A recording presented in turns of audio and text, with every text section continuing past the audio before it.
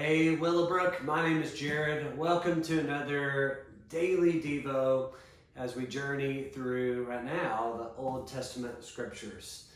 If you've been following along with us, we are in the book of Exodus, and God is about to lead his people out of their captivity in Egypt. As he's preparing them not only to leave, but to remember what he is about to do. In fact, that's what I want you to key into today. That's what I want you to remember from our Devo Day is remembering the goodness of God. How good is your memory? We all have different strengths with our memory. Some of us are really good at short-term memory. Not me. I forget what my wife tells me to get at the grocery store and have to call and ask her to remind me. I don't think my kids are very good at short-term memory sometimes either. But my son is amazing at long-term memory. He can say, wow, I remember we were here and it'll have been like 8 years ago. And I'm like, wow, you remember that. How good are you at remembering what the Lord has done for you?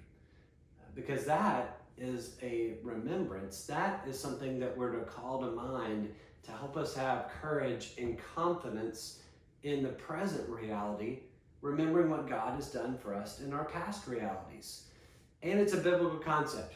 All throughout Scripture, God calls us to remember what he's done. The Lord's Supper, we're called to do it in what? Do you remember what the Scripture says?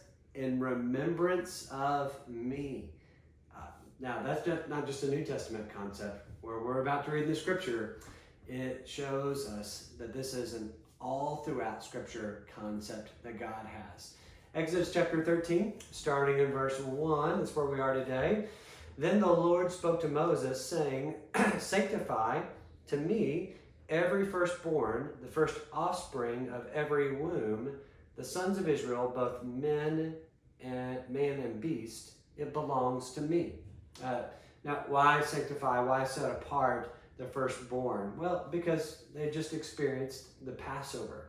And the Passover was what? Well, the firstborn was passed over, so it makes sense that it would be fitting that God would say, sanctify them, set them apart from me. But then watch what Moses says. Moses said to the people, remember, there's that word, remember this day in which you went out from Egypt, from the house of slavery, for by a powerful hand the Lord brought you out from this place. Yeah, as God is preparing his people to go out, he says, remember this. Don't forget what God's doing. Don't let it slip your mind. Now, it's interesting that he says this because later on, what would they do? They would forget this. They would forget how amazing it was that God delivered them. They would be complaining later on in the desert. Oh, can we just go back to Egypt? How quickly they forgot the goodness of God. God tells them to remember. So he tells them to remember, and he tells them to set apart the firstborn, and then he would go on to set forth the concept of the feast of unleavened bread. And then I want you to watch this. God gives them a way for them to remember his goodness and his deliverance. Verse 8 shows us this. He says, you shall tell your son on that day, saying, it is because of what the Lord did for me when I came out of Egypt. And it shall serve as a sign to you on your hand and as a reminder to you on your forehead, that the law of the Lord may be on your mouth. With a powerful hand the Lord brought you out of Egypt. Therefore you shall keep this ordinance at its appointed time from year to year. Now, the festival of unleavened bread was something that God commanded them to do, but it wasn't just about the festival. It was about the concept of remembering God's deliverance. It says on verse 8, remember, you shall tell your son on that day, it's because of what the Lord did for me when I came out of Egypt. So we've got not just the what, but the why. Here's what I want you to take away today. Do you remember what God has done for you? That should be the why of so much of what we do. The gospel isn't just what saves us. The gospel is what drives our purpose. Why do I treat people kindly and with grace? Well, because God has treated me kindly and with grace. I remember what the Lord has done for me.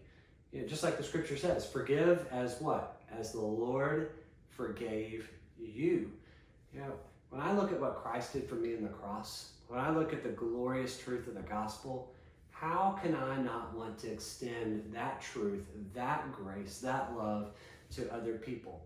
Well, to do that effectively, to do that consistently, what do I need to do? I need to remember what Christ did for me in the cross. Always be thinking of that. It's not just something I ponder before I get saved. It's something I should ponder routinely, regularly, throughout my Christian life. Through every day as I love and encourage and treat people the way that Christ loved and encouraged and treated me. Hey, remember that today. Remember what God has done for you. God told that to the people of Israel. Remember how he brought you out of Egypt? I want you to remember how God brought you out of your slavery to sin. Remember what he did for you in the cross, and let that affect how you love and treat others. Have a great day, Willowbrook.